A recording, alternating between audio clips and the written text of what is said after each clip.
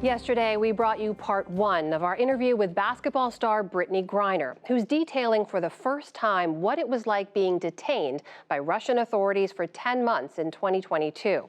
Her crime, carrying less than a gram of hashish oil for extreme pain from years of pounding on the courts. She had a medical prescription in the U.S., but the substance is illegal in Russia. Tonight, Griner shares more from her book out today called Coming Home. I met up with her recently at the YMCA of Greater New York. Brittney Griner had been detained in Russia for 6 months when a court sentenced her to 9 years in prison. You're told that if a guard stops you, you have to be able to tell them your crime and your release date in Russian at any point. Do you still remember how to say that? Dwa devet shais adin, dwa devet shais. I forgot the last one. It was like 22. It was my crime in their penal code. But you had to say that and a lot of other words too, but I struggled on it. I struggled on it big time. Across the globe, an effort was underway, led by her wife Sherelle, to rally support behind the WeAreBG hashtag and apply pressure on the Biden administration to bring her home. But thousands of miles away, Griner admits there were times she lost all hope. You write about your life in your cell in Russia, and you say, I wanted to take my life more than once in those first few weeks. I wanted it to be over. Suicide would have been easy. I could have broken off a piece of rusty metal, sliced it on my wrist. I could have found a loose screw. Nothing was bolted down well. I mean, the detail in that sentence, were you really looking around the cell and thinking about that? Yeah, definitely. I definitely thought about it, made a plan. I knew some places where there was some loose metal, but in the end, if I would have did that, I thought about my mom, my dad, my sister, my brother, my wife. Who knows? They wouldn't. Maybe they didn't let go of my body. Maybe they held on to my body. You know, it's already hard. You were held there for 10 months. Mm-hmm. And in an interview, your coach at the time at the Phoenix Mercury said if it was LeBron, he'd be home. Do you agree with that? I mean, I definitely think, and we've seen it before, when female athletes fight for their rights or fight for equality, you know, we're chirpy, we're being catty, but, you know, when the men, and I'm not going to say just one sport, just men across the board, it's showing their toughness, it's showing how strong they are, how they fight for themselves, the brotherhood.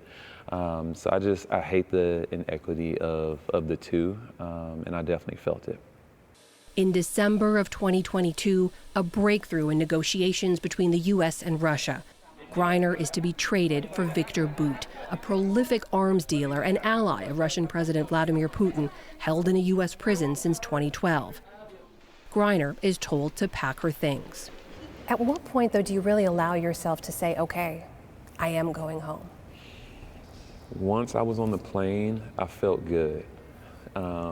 Because at any moment it could have fell through. So literally not until you're on the plane? Oh, not until I'm on the plane. And then once I'm on the soil and we pulled up to that hangar and I saw my wife and I saw that U.S. flag hanging in that hangar, then I finally could relax. That first hug. Oh, man. That first hug, what did that feel like? It felt so good, just seeing her. Oh my gosh, she's gonna kill me for this, but she's gonna kill me, but I just remember I whispered in her ear because I just wrapped my arms around her. My hand may have went a little low, and I was just like, you're gonna kill me, but I'm so sorry. I miss you so much. She was like, oh my God. Because she's very private, and you know, and I was just like, I haven't seen you for 10 months. I just want to just touch you everywhere. I mean, you light up when you talk about her. I do. After 10 months away to be back together, what does that feel like? She's my person. She's my person. I've said it before. She saved my life. She saved my life in the past. She was there for me always. Safely back on U.S. soil, Griner was welcomed home by legions of fans as she made her return to the WNBA court in May of 2023.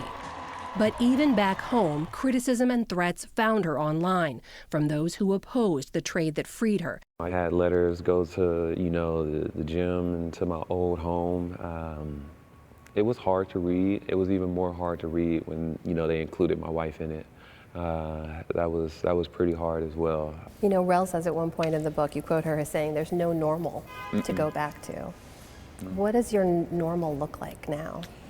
Oh, we had to find a new normal. You know, your whole life changes up. At first, it was such a shock, you know, having security with us and just how we move about our lives. Like, it's more quiet, which has given us, honestly, more peace, too, you know, because it's just us. I like your stance. You're getting low right there.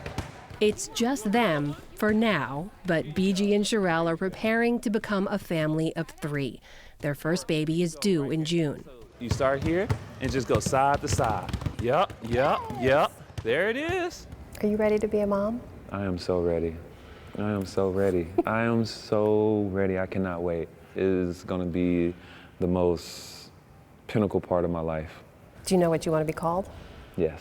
I call my dad Pops, so I'm gonna go by Pops. The one thing you write about that goes on a real journey in the book is your faith. There were just so many nights where I just did not feel good, and I could rely on my Bible and rely on my faith, and he got me through all that. I'm here because of him. He made me the way I am for a reason, and I'm glad he did.